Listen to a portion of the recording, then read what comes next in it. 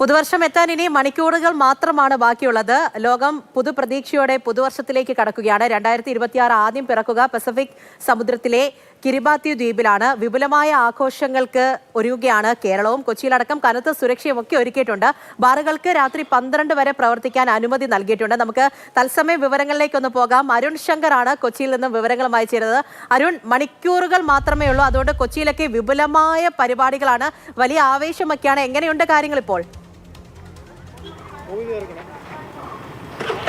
സത്യത്തിൽ കൊച്ചിയിലാണ് പുതുവത്സരാഘോഷം നടക്കുന്നത് കേരളത്തിൽ. കാര്യം എന്ന് പറഞ്ഞാൽ കൊച്ചിയിൽ അത്രയും പുതുവത്സരാഘോഷം വേറെ എവിടെയെങ്കിലും കേരളത്തിൽ നടക്കുന്നു എന്നുള്ളത് സംശയമാണ്. ഇക്കുറി കൊച്ചിയുടെ പ്രത്യേകത എന്ന് പറയുന്നത് രണ്ടിടത്താണ് പാപ്പാഞ്ഞി കത്തിക്കുന്നത്. ഞാൻ നിൽക്കുന്നത് പരേഡ് ഗ്രൗണ്ടിലാണ്. പരേഡ് ഗ്രൗണ്ടിൽ മാത്രമല്ല, ഇക്കുറി വെളി ഗ്രൗണ്ടിലും പാപ്പാഞ്ഞി കത്തിക്കുന്നുണ്ട്. അതുകൊണ്ട് തന്നെ ലക്ഷക്കണക്കിന് ആളുകൾ ഇപ്രാവശ്യത്തെ പുതുവത്സരാഘോഷത്തിൽ കൊച്ചിയിൽ നടക്കുന്ന പുതുവത്സരാഘോഷത്തിൻ്റെ ഭാഗമാകുമെന്നുള്ള കാര്യം ഉറപ്പാണ്. അതിനുള്ള എല്ലാ ക്രമീകരണങ്ങളും ഒരുക്കിയിട്ടുണ്ട്. സുരക്ഷയ്ക്കാണ് വളരെ പ്രാധാന്യം നൽകുന്നത്. നഗരസഭയും അതോടൊപ്പം തന്നെ ജില്ലാ ഭരണകൂടവും പോലീസും ഒക്കെ അവർ ഏകോപിപ്പിച്ചുകൊണ്ടുള്ള ഒരു സുരക്ഷാ ക്രമീകരണങ്ങളാണ് നടക്കുന്നത്. ഇപ്പോൾ നാട്ടുകാർ ചേട്ടാ എവിടുന്നാ വരുന്നത്? ഞങ്ങൾ ഇവിടെ അടുത്ത് തന്നെ എന്ന സ്ഥലത്ത്. അത് ഇപ്പോഴും വന്നിട്ട് പോവാണോ? വന്നേ ഉള്ളൂ ഇപ്പോഴും. ആണോ? 12 പോവരുത്. ഇല്ലേ, പോണില്ല. അല്ല, ഇവിടെ അടുത്ത് തന്നെയാണ് എൻ്റെ വീട്. ഇവിടെയുള്ള കൂടുതലും പുറത്തുനിന്നുള്ള ആൾക്കാരായിരിക്കും ഇപ്രാവശ്യം ഇല്ലേ വൈകുന്നേരം ആകുമ്പോഴേ ഉണ്ടാവുള്ളൂ. ഇത് പല തിരുവനന്തപുരം തൊട്ട് കാസർഗോഡ് നിന്ന് വരെ ആൾക്കാർ വരണ്ട. അതെ, വിദേശികളുണ്ട് ഇവിടെ. അവർക്ക് അറിയാതെ വരണവരാണിത്. മറ്റത് അറിഞ്ഞുകൊണ്ട് വരണത്.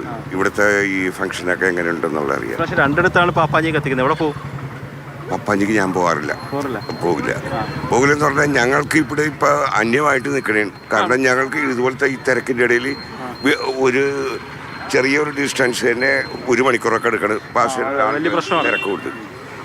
പക്ഷെ എന്തായാലും ഇപ്പൊ ഈ കേരളത്തിൽ തന്നെ ശ്രദ്ധാകേന്ദ്രം ഫോർട്ട് കൊച്ചിയായി മാറിയിട്ടുണ്ട് പുതുവത്സരത്തിൽ. അത് കുറെ വർഷങ്ങളായിട്ട് ഇപ്പൊ അങ്ങനെ തന്നെ ആയിരിക്കണത്.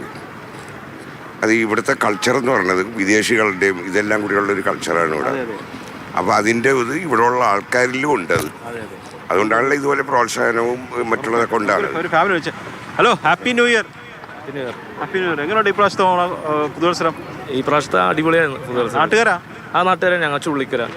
കൊച്ചി നാട്ടുകാർക്ക് ഇപ്പോഴേ വന്നിട്ട് പോകുമെന്ന് പറഞ്ഞു കഴിഞ്ഞാൽ അത് ശരിയാണോ? ഇപ്പോഴേ നമുക്ക് ഇവിടെ കാണാൻ പറ്റുള്ളൂ. ഭയങ്കര തിരക്കായിരിക്കും. ഒരു രാത്രി കഴിഞ്ഞാൽ നമുക്ക് അടുക്കാൻ പറ്റൂല, അങ്ങനത്തെ കൊണ്ടുവരാൻ പറ്റൂല. Happy new year. Happy new year. എങ്ങനെയുണ്ടായിരുന്നു ഈ വർഷം 2025? നല്ല തിരക്കായിനി ഇതേപോലെ. അപ്പൊ ഞങ്ങൾക്ക് ഇറങ്ങാനും പറ്റിയില്ല. അതിനിത് ട്രീ ലൈറ്റ് കാണാനായിട്ട്. ഇപ്പൊ എല്ലാം കണ്ടോ? ഇപ്പൊ ഇത് കണ്ട് പരേഡ് ഗ്രൗണ്ടില് ഇതൊക്കെ ഇന്നലെ കണ്ടേന്ന്. അടുത്ത വർഷം എന്താണ് ഒരു സ്വപ്നം? എന്താണ് അടുത്ത വർഷത്തെ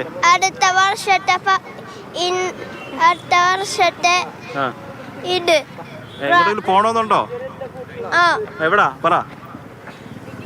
വെളി ഗ്രൗണ്ട് മാത്രം പോയാൽ മതിയോ? ഓക്കെ, ശരി അരുൺ. അപ്പോൾ കാര്യങ്ങളൊക്കെ ഉഷാറായിട്ട് പോവുകയാണ്. അടുത്തുള്ളവരൊക്കെ നേരത്തെ ഒന്ന് വന്നിട്ട് പോവുകയാണ്. വൈകുന്നേരത്തെ തിരക്കൊക്കെയാണ് എന്നുള്ളൊരു പരിഭവമൊക്കെ ഉണ്ട്. പക്ഷേ കാര്യങ്ങളെല്ലാം ഉഷാറായിട്ട് പോകുന്നുണ്ട്. ഇനി അങ്ങോട്ട് തിരക്കായിരിക്കും. കാരണം പുതുവർഷം പുലരാൻ പോവുകയാണ്. കൊച്ചിയിലൊക്കെ അത്രത്തോളം ആവേശമായിരിക്കും. അരുൺ, കാര്യങ്ങളൊക്കെ തകൃതിയായിട്ട് പോട്ടെ. ഓക്കെ, അരുണാണ് നമ്മളടുത്ത് കൊച്ചിയിൽ നിന്നും കാര്യങ്ങൾ പറഞ്ഞത്.